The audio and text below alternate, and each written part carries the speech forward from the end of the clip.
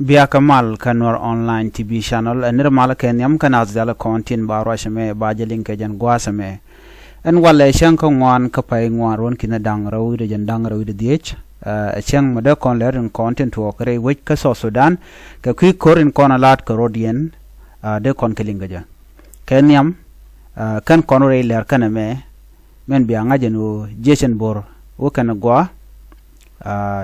chika jang chikan ga joj ban jo la na mo jen the main ndan bu kono la dan wala ki lehra ban link lo de gwa ka kora ban ro ka ta dan te South Sudan te ke je ka kwi kora me no ngum to kon tama ka ku me jani chirka man riga dan to kama yom gor je no bana de tot bana ko laten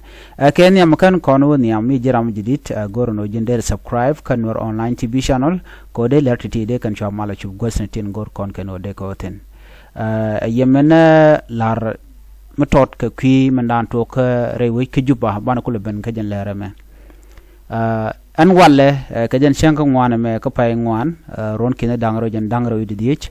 karaje shalat pan ka shanka diok ka pay ngwan ron kine dangro jen dangro yidich kuma Africa Union chikan la no an wala de ke je ka Dr. Yang Machar de ko ku Dr. Yang Machar de ka roi ka ta dan te wi South Sudan te ke je ki ka do dan cha je yen ke je ko ngai yen no Dr. Yang Machar ngo dol yen me cha yen ten nyok jes pele mayo la official ken kana kwade ni ken te cha yen ngot ka lwa yen ka shu manata mata ram cha no go dera roch dundo ka tin ka lwa yen ka men kule la gunyo so nwale ba togo no ba den kon lat ko den rewe ci juba ka kuya spele mayo ba ka ngach ta danan to kum den te ke je mi ci fel ke mi kan fel den ba jojo wale bad men lat ke lung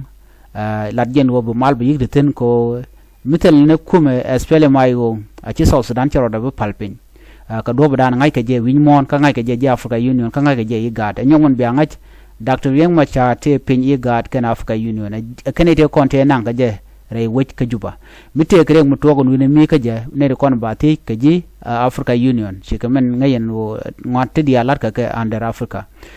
so en mu togo no bi ngajin wala no bi Dr. Yang Machar kene Africa Union bi ka jek en wala ka bi kan ta dana de mal der wo ka je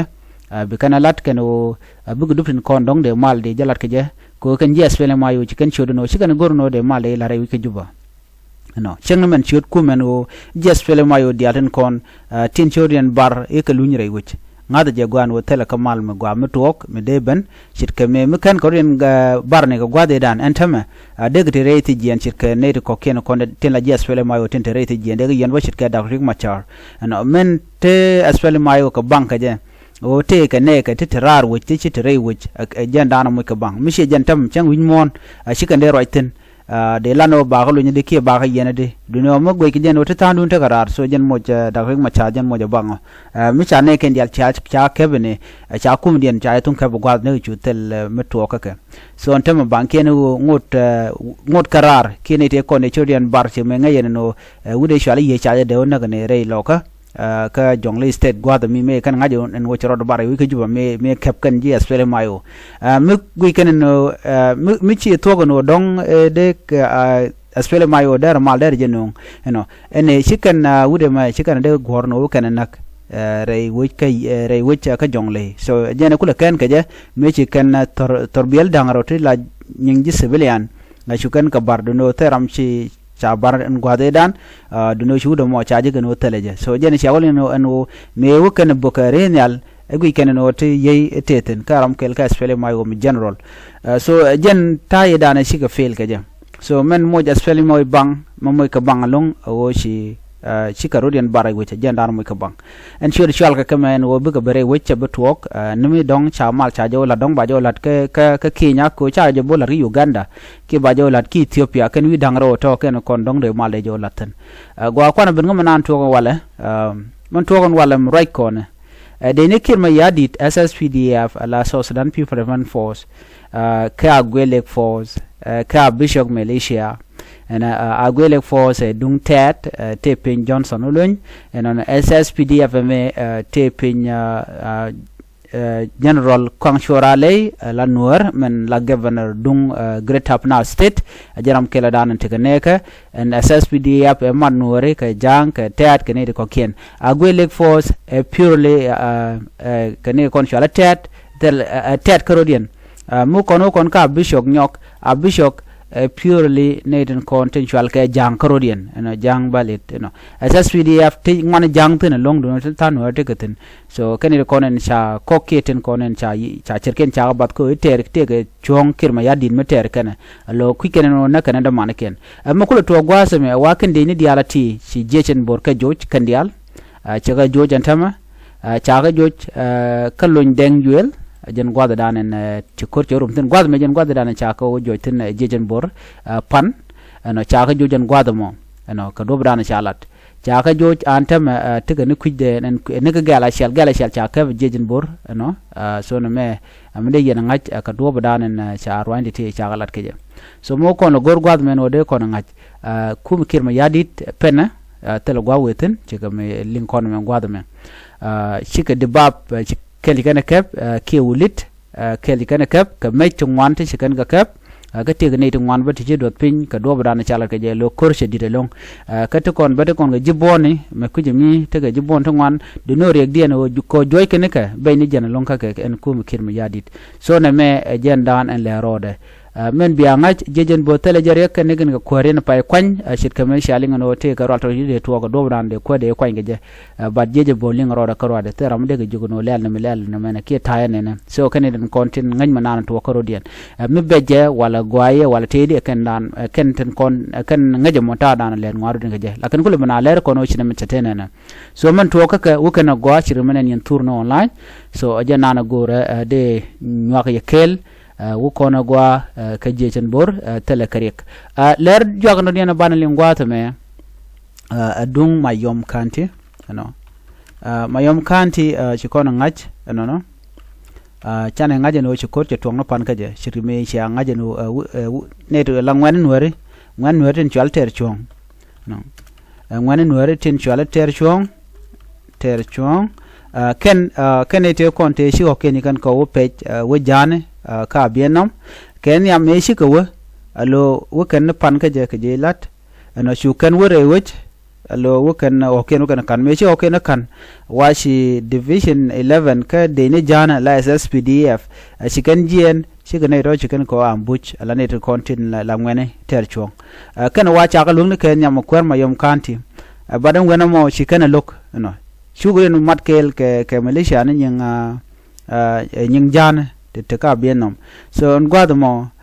shu kan ngani kan ga shu nyurka ka shu kan ok content ngani shu kan ga shu ara no so no mo jene dana cholo tok karun wang nam rodien shu ngan wori kan shu lunjok lo kan ko kwana nyi ga ka kwana jaddak shu kan biennom shu kan shu dak shir kan shanen ne di shop ka jandang red bang wan shik liwore ko mo wona ka jibona to wan ba ka shi kan tete chok wal kan ga chat ka do dana shalat ka je so na me jen ko dan ci to kam wan nuori kan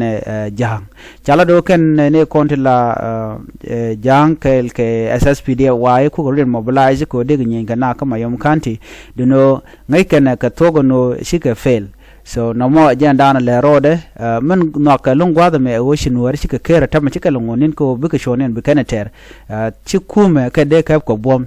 tin gorken mala la tok bat kwa ka le pin ka shiga kirma yadi tin kona le de ka western equatoria ka western bargazal ka unity ina ka greater apnal state no kan gwadi alti kan gwada content ko target lunko kan gwada kon ngaje no tin watikten so men le de go no da nuore adara kanak ke peng medi de long so den wade chu telwang no ajen ku kan la drama kilat kan o in wari no shunga kel kas fele mayo party ni jen ban men na kan wari ya ngulle la spele malu ayo le gorone ki ngor SSPDF so bagaji kan yal ke in mi of Nuer people te na kan nuari ne kan gat che kim yadit kan ri jen nako che gat che ka buke chemical kel kan ji Uganda no sianen me to ka nasir sianen me to ka longo shuk siameran ci to ka doma ka wulang sianen ba so ngum ko goro na ba support so ram mo me met kel ke kirma yadit jen ram long na mal ayene mi office so che goro no de mal dere ben rol South Sudan ka che goro no de nuere de kan te ka mal